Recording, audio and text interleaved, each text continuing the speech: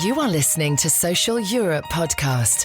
We discuss cutting-edge thinking on politics, economy, and employment and labour with some of the most thought-provoking people around, including Nobel Prize winners and other internationally acclaimed experts. So welcome and enjoy the conversation. Hello and welcome to the 23rd episode of Social Europe podcast. My name is Henning, Meyer, Editor-in-Chief of Social Europe. In this episode, I talk to Bo Rothstein, who is Professor of Government at the University of Oxford, about the situation of the Swedish Social Democratic Party. This is the first part of a new series of SWOT analysis of progressive parties from across the planet. In this project, in which we cooperate with the Friedrich-Ebert-Stiftung, we will engage in SWOT analyses, identifying the strengths, weaknesses, opportunities, as well as threats from progressive parties from across the planet, and we hope to draw some conclusions from the policy proposals that have already been developed in response to some of the threats. I hope you enjoy this conversation. Well, Bo, thank you very much for joining us today to do a SWOT analysis of the Swedish Social Democratic Party, SAP. And, to get us started, my first question would be, what is the historic position of the SAP in the Swedish political system? And where does it stand currently? Well, the Swedish Social Democrats have, I think, forever, but at least since back in the 20s, been the largest political party. And the state, the state-bearing party. They have been out of power, of course, now and then. But it's for sure the dominant party, yes. It's still, although it's smaller now than it used to be, I think its record was over 50% of the votes. Then for many years it was around 40%, and now it's down to a little below 30%. But it's still the largest party. It still has a dominant position in the yes, and currently it's in government, in a coalition government with the Green Party and with some parliamentary support from the Left Party. But it's a minority government. The parliamentary situation is complicated because we have an anti-immigration xenophobic party known as the Swedish Democrats, and unlike the similar parties in Norway, Denmark, and Finland, this party has clearly a brown heritage. I mean, there are populist anti-immigrant parties also in the other countries, but they are, yes, populist anti-immigrants. But this party in Sweden has clear historical connection to Nazis and fascists organizations. So that makes it basically an untouchable party. Although it's the third largest party, nobody so far wants to collaborate with them. Mm-hmm. And if we come to the starting position of the SWOT analysis, in your view, what are the strengths and particularly weaknesses of the Swedish Social Democratic Party? Well, I think I can speak for this type of social democracy in general. I think the strength is actually quite interesting from my position as a social scientist. The strength is that the facts are on the side of social democracy. And by that I mean there are now a lot of measures, rankings, and studies comparing countries on everything, from, of course, economics, but also things like population health, of course, but also things like people are happy, gender equality, innovation, if people trust other people, and so on. And if you put all these measures together, there comes a very clear result. The traditional Northern European social democratic model, which has been replicated to quite some extent in countries like Australia and Canada, beats everything else. This is the model that creates, on average, most human well-being. Now, this is not to say that there are not poor people or unhappy people or people that are miserable in this model, but much, much less so than in any other model that has ever been invented. So, and that leads us presumably to some of the weaknesses that we see across the Western world. It's a little paradoxical. It's also the case. Now take Portugal. who avoided austerity policies. That went very well. They went for classic semi-Keynesian ways to handle the crisis, unlike Greece, for example, and Portugal is now going well. So there, if you have this facts based or evidence based or an enlightenment based idea of we should have a system of socio-economic model that creates on average most human well-being, there is nothing that beats this traditional Northern European social democratic model. Those countries or those right-wing parties that have managed to come close, like for example the German Christian Democrats, have basically copied lots of what was in the traditional social democratic model when it comes to social insurances and so on. And this was, of course, also the case in Sweden when they ruled those 8 years under the Reinfeldt government. Didn't actually change much of the social democratic model. But if you get into the weaknesses, I mean, are we seeing a sort of disconnect between the facts and perception in much of the Western world? Yeah, but I think if I had any advice, I think this is the time to stand up against alternative facts and fake analysis of politics. What the Social Democrats should do is to say, hey, look at the facts, look at the figures, look at the evidence. We are not perfect, but have any system, has communism, Nazis, fascism, or cutthroat capitalism created a better model? No. The answer is no, no, no. And it hardly depends on, you can use almost any combination of these measures. And at the Quality of Government Institute in Gothenburg, where I was before, there is all the data you need for this. But this is the facts. Mm-hmm. And at the same time, though, social democratic parties are very much under pressure. So where do you think these particularly weaknesses are? Well, one weakness is self-inflicted, and that is that identity politics has taken over.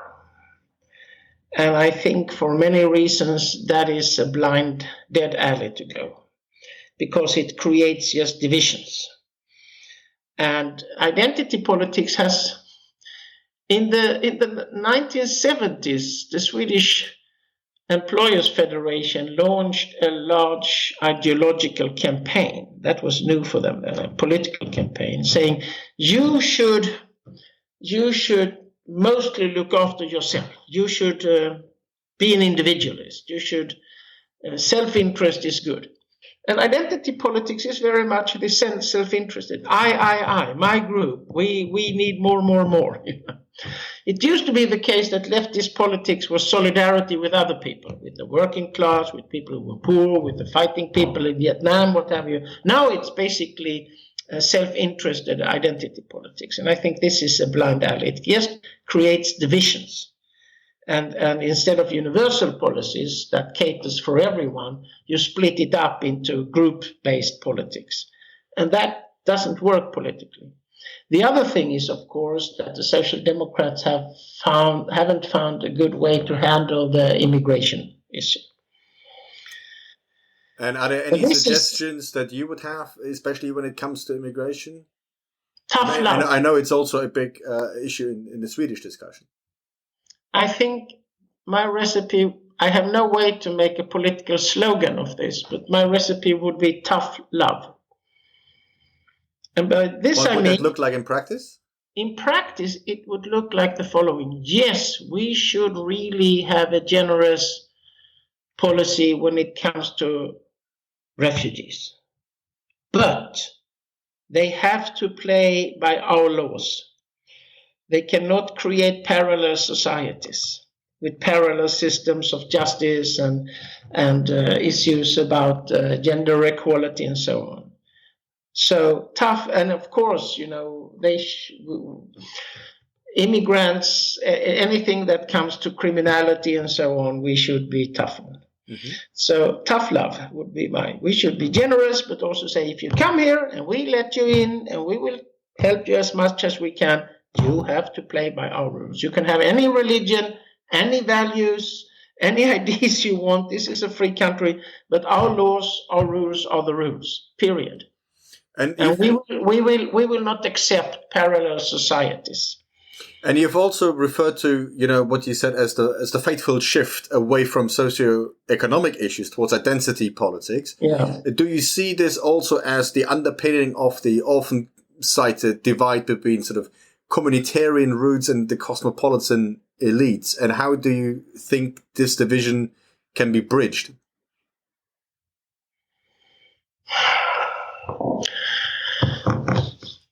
I don't recognize such a big division. My explanation for the Brexit referendum, the Trump referendum, is a little different. So, this cosmopolitan elite, the well-educated people like you and I, so we have gained a lot from globalization. But what was forgotten, especially in the neoliberal countries, was that there would also be quite a number of losers. People would lose their jobs. They would have to move. And the losers weren't taken care of. This is nothing new from a Swedish perspective. In the 1950s, the legendary union economist Gösta Rehn launched a policy that he knew would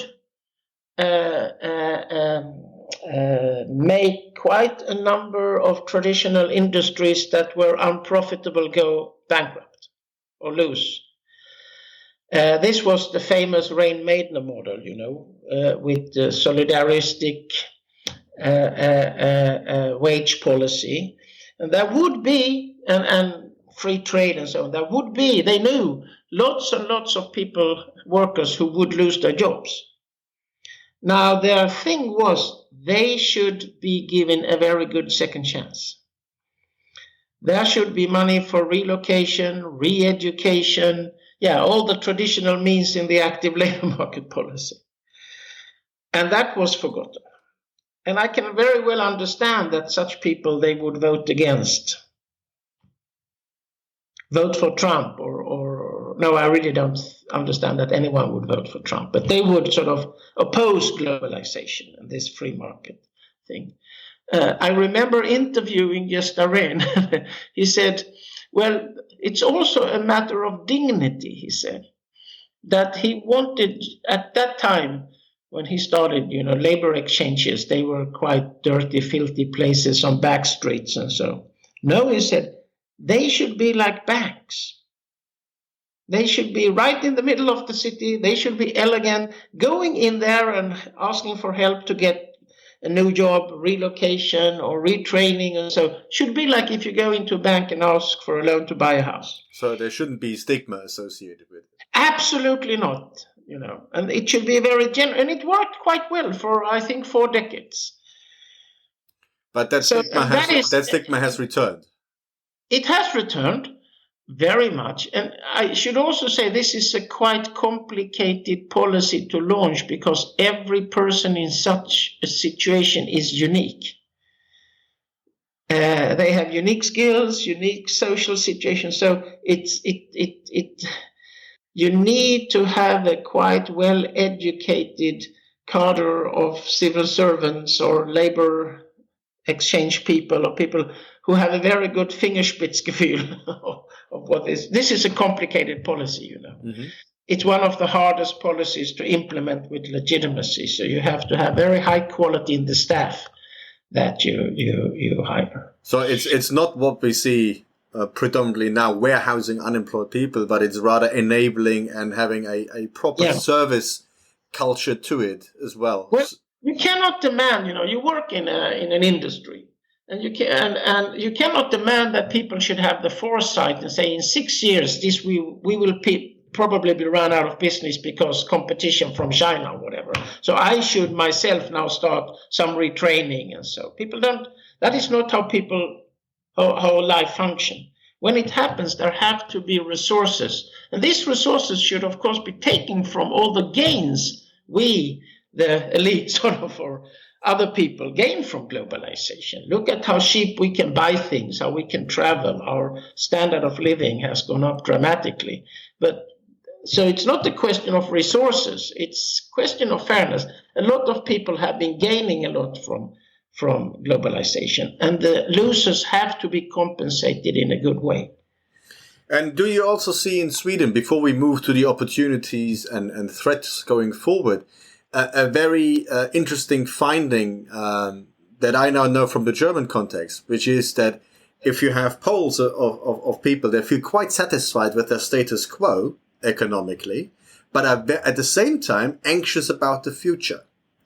So they think, yes, at the moment things are reasonably okay, but I fear for, my children's future, that they will, the fundamental underlying promise of progress, in the sense that the next generation will be just slightly better off than the previous generation.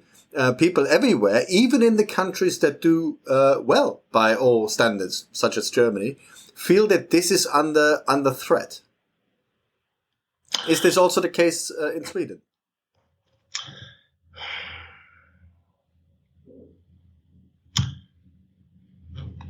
Not so much. I think it exists, but of course it has become harder for young people, especially on the housing market.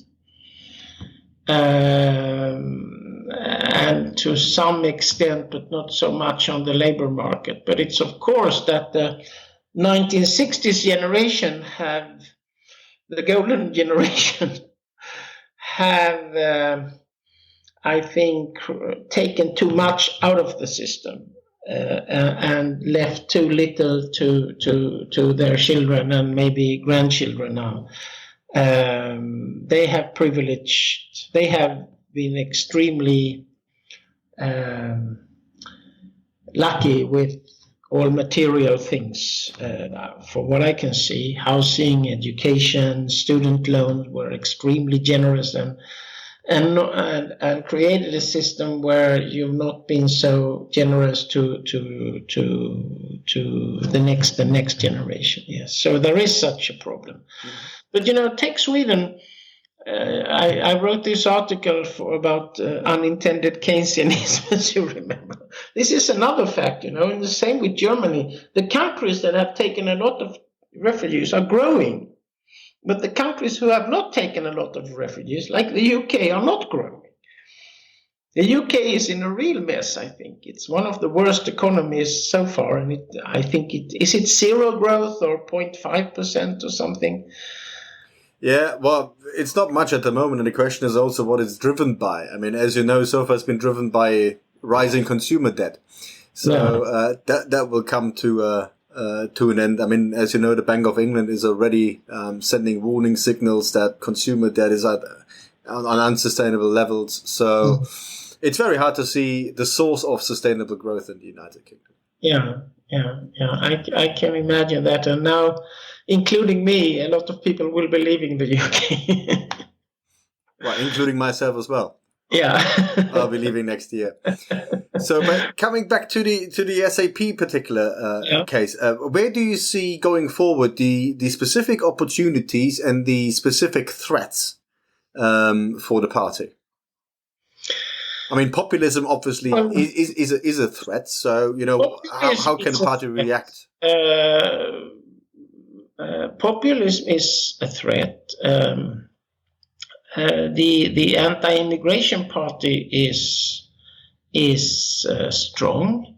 On the other hand, we now see that the traditionally very strong conservative party, the moderates, are really in disarray. They just kick their leader. Their polls are really down. I think the latest opinion polls show that the left party, the Green Party, and the Social Democrat are substantially ahead of the four conservative or right-wing parties. Also, they are in a golden situation now. The public finances are in super good order. The economy is growing with 3.5–4%. So they can now, when the election comes, they will launch a very generous budget. I think, with lots of reforms and so. So I think they are in a quite okay situation for the moment. The economy, if the economy is the important thing here, the economy is going extremely well. There is a lot of unemployment, but it's basically, I would say, people who, because this is a high skill, high pay economy, they are at the wages that are going to be paid unemployable. It's refugees with extremely low human capital, people with lots of social or mental problems, and so on. It's otherwise the labor market is extremely strong for the moment. The problem is how to get back the voters who have decided to go with the Swedish Democrats, and that will not be easy. But I think this idea of tough love could work. Yeah. It's like it's like with children, I think, or how should I say? You should love them, but you cannot be extremely lax when it comes to rules, because then they will, things will. That beautiful. I think there is a feeling, right or wrong, that many immigrant communities have been able to create parallel societies. One of the most idiotic decisions was to allow for religious schools, for example. We didn't used to have that. And there is also ethnically based gang criminality, not on an American level, but still. And there is a general feeling among a large part of the population that immigrants are to some extent exempted from playing by the rules. Mm-hmm. And I cannot think that 18% of the Swedish people, the Swedish or Danish or whatever it is, population are racists. they are unhappy with parts of the immigration policy. Mm-hmm. And this leads right into my next question. I mean, you a few months ago wrote a very well read article for us about sort of the marriage with the traditional working class is to an extent over. I mean, how do you see that traditional core constituency of social democracy changing, and how can social democracy reconnect with this traditional core constituency? First, the core constituency is now very small in sheer numbers. The second is that a substantial part of them have gone to those populist parties. I'm not so sure that the appeal to working class works anymore. I think the appeal should be to wage earners, basically. So there is a conflict between people who live on their wages and people who live on capital. Mm-hmm. And that conflict should be exploited, of course. But to launch a policy that sort of have the working class as its center, I think it's a dead end for these two reasons. It's a small group. Mm. The traditional blue-collar working class is, I think, less than 8–9% of the working population now. If you mean people who have sort of manual jobs in the production. But of course, we have the huge majority are wage earners. And this distinction that you mentioned between wage earners and sort of people who live off capital returns is likely to get even starker the more digital the economy becomes. Yes. So this is going forward. So you think that social democratic parties should focus on this particular distinction because that is one of the key conflict lines. Yeah, I've also since many years been interested in increasing the possibility for wage earners to take to become co-owners of the companies or their public service production units where they work. I think that is an underexploited political way to go, to make it easier for, say, teachers to run their school, to doctors and nurses to run their healthcare centers, for in general for workers to wage earners to take the next steps, so to say. Yeah.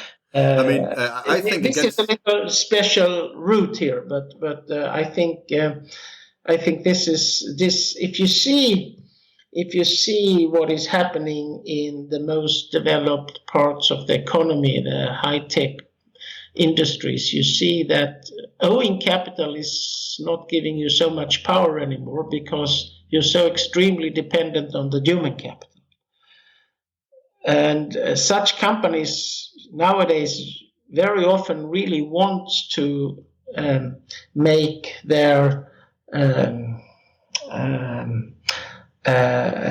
employees in some way co-owners. And so an interesting, I'm not a specialist, but Ericsson used to be the big telecommunication IT place here. It's now outperformed by this Chinese who Huawei. And Huawei is very much a company where the employees are co-owners. People don't know that, but that is how it works. So I think that is a route that the Social Democrats should exploit more. It runs into one problem: the unions are not fond of it. Mm-hmm. So because it takes away their raison d'être in a way. Yeah.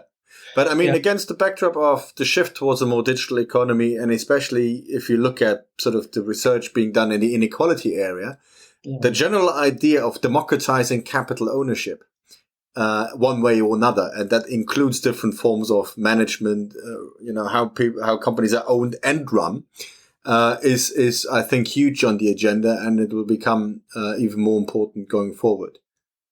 Yeah, I published a book, unfortunately, in Swedish, a volume a couple of years ago about this. And when it came, nobody cared, but I can see I'm now more and more invited to give talks about this issue. So it is a coming issue, which is interesting. And I think there are many, many ways to do this. In a way, it's a constitutional, or how should I say? Now, if there is a house with tenants in Sweden who rent their apartments, and this house is put on the market, the tenants have the right to buy it and create a housing cooperative. If they do that, and that is, I live in such a house, that has been very, very common the last 15 or 20 years, they can just call one of the housing cooperative organizations, and a whole package of rules and regulations how to do it comes in the mail, right? Now, say you are a group of nurses who run a home for elderly, and your local municipality says, we're now going to privatize this. Everything will be paid for by tax money, but they want private, and they say we are quite good at this. We would like to put in a bid. We would like to. We could do this, and they call the union and ask, "Can you help us in any way how to do this?" They get a no answer. Mm-hmm. There is, there are quite a number of quite complicated legal matters that have to be fixed in such a situation. But there is no fixed model that you can just say, this is how we want to do it.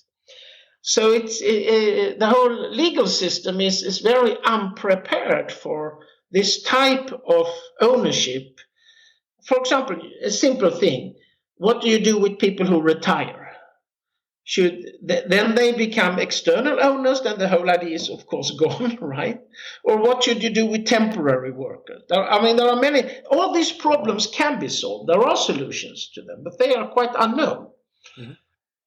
At least in this part of the world. I mean, there is the Mondragon cooperatives that you know about, but there are many other solutions, but they are quite unknown. So what we found is that every such company that gets started by the employees have to invent the wheel from the beginning. And that is often one reason it doesn't happen. But you think in general terms, the topic of ownership is one that is going to be core to the social democratic agenda going forward. Yes, and I'm not thinking of nationalizations or so. I'm thinking that ordinary people who have ordinary jobs could go together and do this. Let me give you a story. So you know that both Volvo and Saab were in deep trouble a number of years ago here. And especially the people who worked at Saab and also their CEO said, we have everything to be profitable. We have all the knowledge, all the technique, all the machines, everything. We just need a new owner. And then I wrote an op-ed article in the local paper here saying, well, if what you say is true, why do you need a new owner? What is this owner going to contribute? It's not new technology, not new markets. You have everything, you said. Why don't you go to the pension funds and ask if you couldn't get a nice deal with them and run it yourself? And then I got a call from the Civil Engineers Union at Volvo. And they said, what you're writing is very interesting. We have actually created such society, an organization with member organization to do this. But it turns out it is impossible for us to do this at Volvo. Why? Because the blue-collar union says absolutely no. And why was that? What was the argument for saying no? Because for a blue-collar union, you have to think all their sunken cost in knowledge is to have this opposing position, right?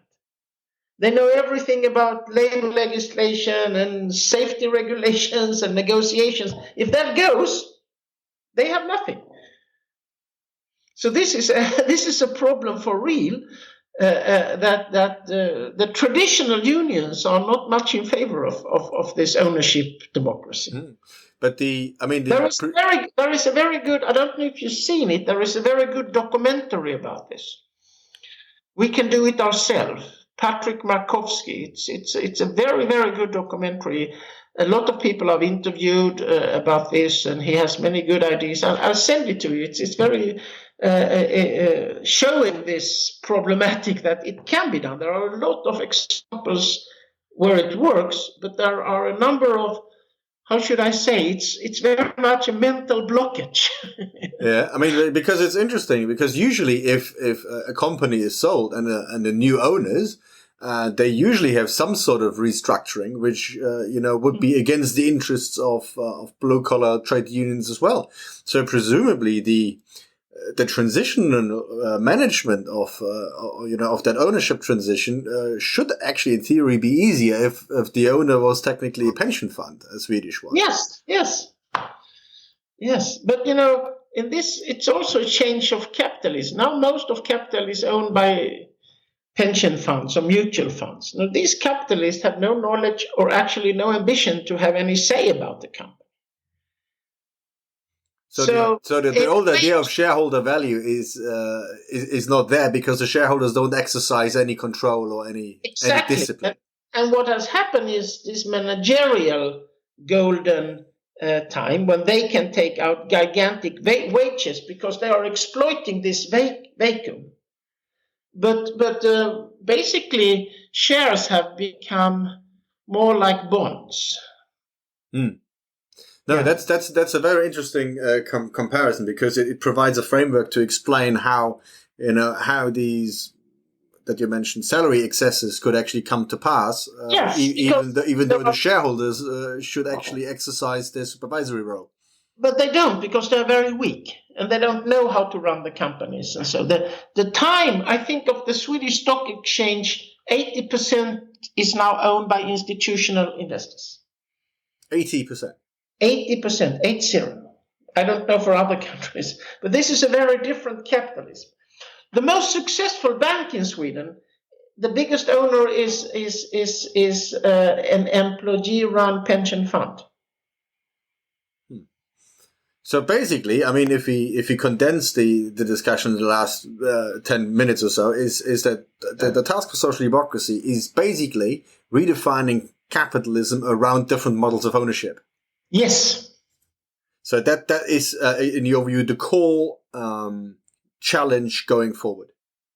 Also, in addition to making the case that when it comes to human well-being, so far the traditional social democratic model with a regulated market economy, but with high taxes and lots of social insurance and social service, that is the model that creates overall most human well-being. Mm-hmm. It's known. This is not a political statement. It's an objective fact. So, I mean, if you look at social democratic and progressive parties across the world, in terms of how they are structured, organized, I mean, obviously one element of discussion has also been how parties that actually used to be social movements have become electoral professional parties. You know, do you see any sort of role models for social democratic parties internationally in terms of party organization or policy priorities where you could learn from? I don't follow that enough. I'm not a party specialist, so I would have not much to say about this party organization thing, unfortunately. I think it's unavoidable in the media times, and so we live in that the parties become more professionalized. It's just the logic of the media market and so.